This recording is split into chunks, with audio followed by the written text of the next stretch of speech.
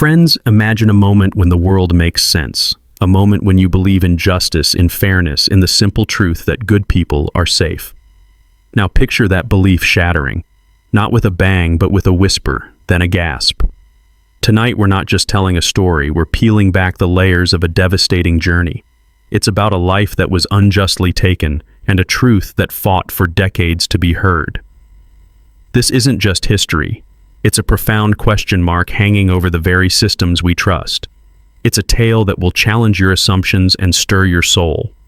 Prepare to listen. Truly. Listen to the unheard cry. Imagine for a moment the quiet hum of an ordinary American life in the late 1980s. The scent of summer barbecue in the air, the easy laughter of family on a front porch. This was the world of Tim Smith. He was a hard-working man, a mechanic by trade, with hands that knew how to fix things, and a heart that longed for simple comforts. He dreamed of building a life, perhaps even owning his own garage, a place where he could work with his hands and provide for his beloved mother, Brenda Smith, a woman whose faith was as unshakable as her love. Tim believed in the American promise, that if you worked hard and stayed true, justice would prevail. But beneath this comforting veneer, a dangerous current was stirring. The nation was gripped by a fervent, tough-on-crime rhetoric, a climate that often prioritized swift convictions over meticulous truth-seeking. For communities like Tim's, this pressure created an invisible lens distorting the path of justice for many. Then, without warning, the storm hit. The flashing lights, the jarring knock on the door, and the words that would forever alter Tim's reality, "You're under arrest." He stood bewildered, accused of an unthinkable crime, a brutal act he swore he never committed. His family watched in stunned disbelief as Tim was pulled into the unforgiving gears of the legal system. The investigation, we now understand, was built on a foundation as shaky as sand. Critical evidence was misinterpreted or overlooked, and the pursuit of truth was overshadowed by the rush for a conviction. This isn't just about human error. It's about the insidious nature of confirmation bias, where initial suspicions can subtly guide an investigation, leading it to seek only information that confirms existing beliefs, rather than exploring all possibilities. Tim's trial was swift, a dizzying blur of legal technicalities and overwhelming accusations. When the gavel finally fell, its sound was a deafening echo of a life instantly shattered. Tim in that moment could only stare, a silent scream trapped behind his eyes, as his freedom, his dreams, and his future were irrevocably stolen. And as the courtroom cleared, a chilling question lingered in the air. How could something so fundamentally wrong be so quickly deemed right? Life behind bars isn't just a loss of freedom. It's a systematic erosion of the self. For Tim Smith, prison became a suffocating world where his identity as a caring son and a hardworking man was slowly stripped away, replaced by a number, a label, convict. Every day was a relentless battle against despair, a fight to hold on to any shred of hope that justice, however delayed, would eventually find him. Yet within those walls, Tim faced another more insidious enemy, his asthma. Imagine gasping for breath, your lungs burning in a place where your pleas for medical help are often met with indifference if they're acknowledged at all. This was Tim's brutal reality. The prison healthcare system, chronically underfunded and overwhelmed, often functioned less as a hospital and more as a desperate triage unit designed to manage immediate crises rather than prevent slow, agonizing decline. Tim's constant struggle for air became a stark daily reminder of how little his life seemed to matter within that unforgiving environment. On the outside, his mother, Brenda Smith, became a tireless warrior. She wrote countless letters, navigated labyrinthine bureaucracies, and desperately sought legal avenues, but the system's walls proved as impenetrable as the prison's own. This wasn't merely a lapse, it was a profound systemic failure, a tragic consequence of prioritizing budget cuts over basic human dignity. For years, Tim fought for every breath, every ounce of his spirit, clinging to the faint whispers of a new technology called DNA testing, a scientific marvel that promised to unlock truths hidden for decades. A glimmer of hope, perhaps. But the wheels of justice, especially for the wrongly convicted, grind excruciatingly slow, and for Tim, devastatingly, they ground too slowly. One cold, forgotten night, far from his family, stripped of true care, Tim Smith gasped his last breath. He died alone from a treatable condition years before the very science that could have saved him finally arrived.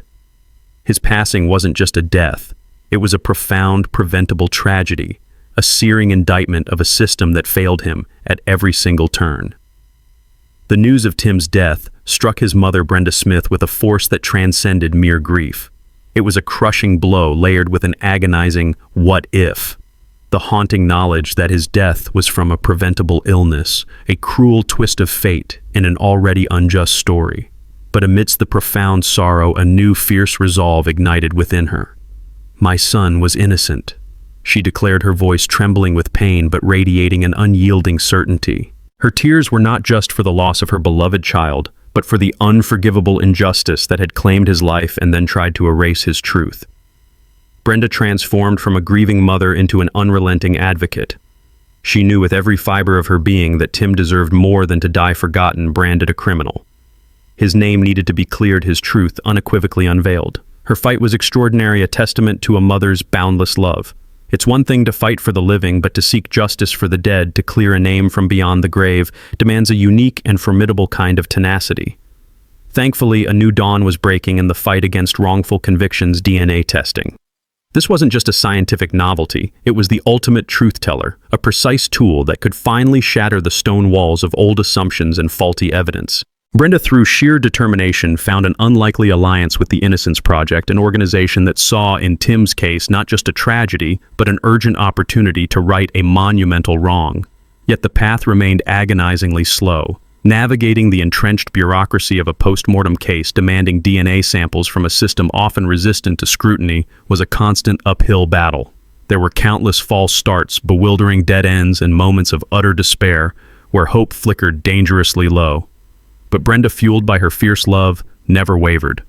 Every no became another challenge to overcome, every closed door an invitation to find a new way in. For years, the echoing silence of her son's unheard cries propelled her forward, a silent promise that she would not rest until the truth, no matter how painful or how long it took, finally saw the light of day. Her relentless persistence became a profound testament to the enduring power of a mother's love against seemingly insurmountable odds. The call came on a Tuesday, an unremarkable afternoon that would forever be etched into Brenda's memory. She was in her kitchen performing some mundane chore when the phone rang. The voice on the other end was formal, yet carried an undertone of momentous news. As the words registered, a wave of emotions, relief, vindication, and a profound, aching sorrow washed over her. "Ms. Smith," the voice confirmed. "The DNA results are back. Tim Smith is innocent." Imagine that moment, the absolute, irrefutable certainty, scientific proof affirming what she had known in her heart for decades. It was the ultimate bittersweet plot twist. The truth, undeniable and absolute, finally arrived. But it arrived not to save her son, but to clear his name in death. The DNA evidence didn't merely exonerate Tim, it screamed his innocence from beyond the grave, shattering every doubt, every accusation that had unjustly shackled his life. Confronted with this irrefutable scientific proof, the state of Texas was compelled to issue a formal apology. But what does an apology mean to a mother whose son was lost to a system that failed him so completely? It was a hollow victory, a painful reminder that justice delayed is justice denied. Tim never lived to hear those words, never felt the vindication that his family now carried with a heavy, bittersweet burden.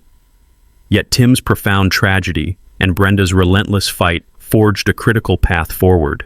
His case became a pivotal landmark, spurring legislative changes that improved access to post-conviction DNA testing for countless others wrongly convicted. It forced a long-overdue conversation about the fundamental flaws within a system that could imprison an innocent man, then allow him to die from a treatable illness. It served as a stark, undeniable comparison, the fallibility of human judgment and subjective evidence versus the undeniable objective precision of science.